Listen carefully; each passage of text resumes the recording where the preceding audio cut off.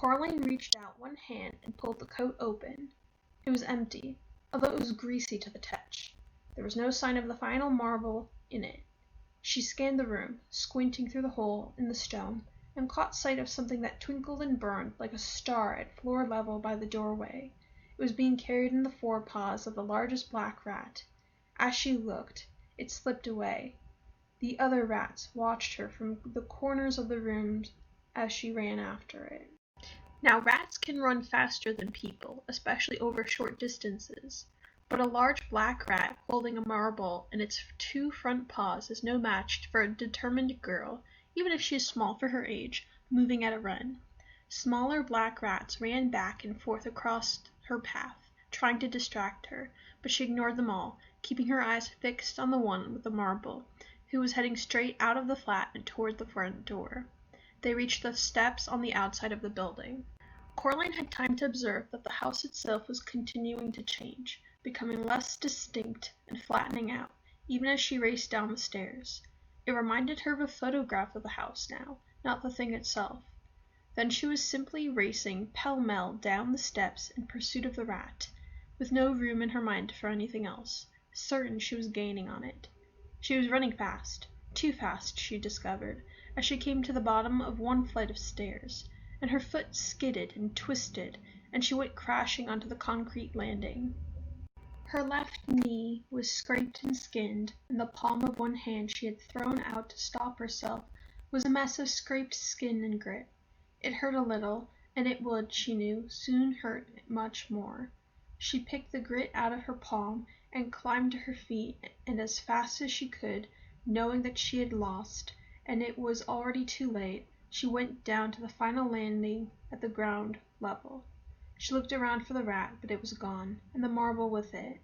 Her hand stung where the skin had been scraped, and there was blood trickling down her ribbed pajama leg from her knee. It was as bad as the summer that her mother had taken the training wheels off Coraline's bicycle. But then, back then, in with all the cuts and scrapes, her knees had had scabs on top of scabs. She had had a feeling of achievement. She was learning something, doing something that she had not known how to do. Now she felt nothing but cold loss. She had failed the ghost children. She had failed her parents. She had failed herself, failed everything. She closed her eyes and wished that the earth would swallow her up. There was a cough. She opened her eyes and saw the rat. It was lying on the brick path at the bottom of the stairs with a surprised look on its face, which was now several inches away from the rest of it. Its whiskers were stiff, its eyes were wide open, its teeth visible and yellow and sharp. A collar of wet blood glistened at its neck.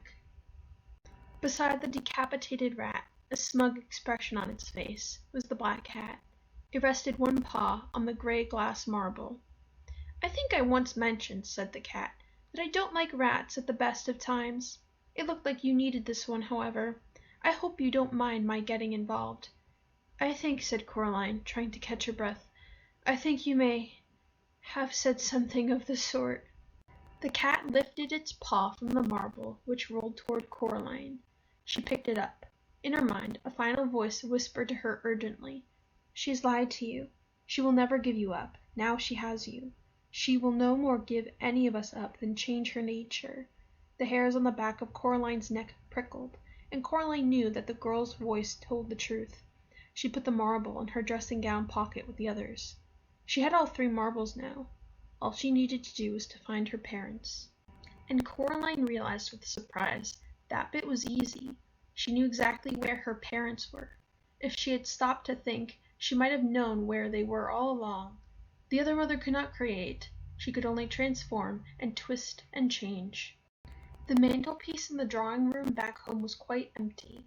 But knowing that, she knew something else as well. The other mother. She plans to break her promise. She won't let us go, said Coraline. I wouldn't put it past her, admitted the cat. Like I said, there's no guarantee she'll play fair. And then he raised his head. Hello? Did you see that? What? Look behind you, said the cat. The house had flattened out even more. It no longer looked like a photograph, more like a drawing, a crude, charcoal scribble of a house drawn on gray paper. Whatever's happening, said Coraline, Thank you for helping with the rat. I suppose I'm almost there, aren't I? So you go off into the mist or wherever you go, and well, I hope I get to see you at home, if she lets me go home." The cat's fur was on end, and its tail was bristling like a chimney sweep's brush. "What's wrong?" asked Coraline. "They've gone," said the cat. "They aren't there any more. The ways in and out of this place, they just went flat." "Is that bad?" The cat lowered its tail, swishing it from side to side angrily, and made a low growling noise in the back of its throat. It walked in a circle until it was facing away from Coraline, and then it began to walk backwards, stiffly, one step at a time, until it was pushing up against Coraline's leg. She put down a hand to stroke it, and could feel how hard its heart was beating. It was trembling like a dead leaf in a storm. "You'll be fine," said Coraline. "Everything's going to be fine. I'll take you home." The cat said nothing. "Come on, cat," said Coraline. She took a step back toward the steps, but the cat stayed where it was, looking miserable and, oddly, much smaller. "If the only way out is past her," said Coraline, "then that's the way we're going to go." She went back to the cat, bent down and picked it up. The cat did not resist. It simply trembled. She supported its bottom with one hand, rested its front legs on her shoulder. The cat was heavy, but not too heavy to carry. It looked at the palm of her hand, where the blood from the scrape was welling up. Coraline walked up the stairs one step at a time, heading back to her own flat. She was aware of the marbles clicking in her pocket, aware of the stone with the hole in it, aware of the cat pressing itself against her. She got to the front door, now just a small child's scrawl of a door, and she pushed her hand against it, half expecting that her hand would rip through it, revealing nothing behind it but blackness and a scattering of stars. But the door swung open, and Coraline went through.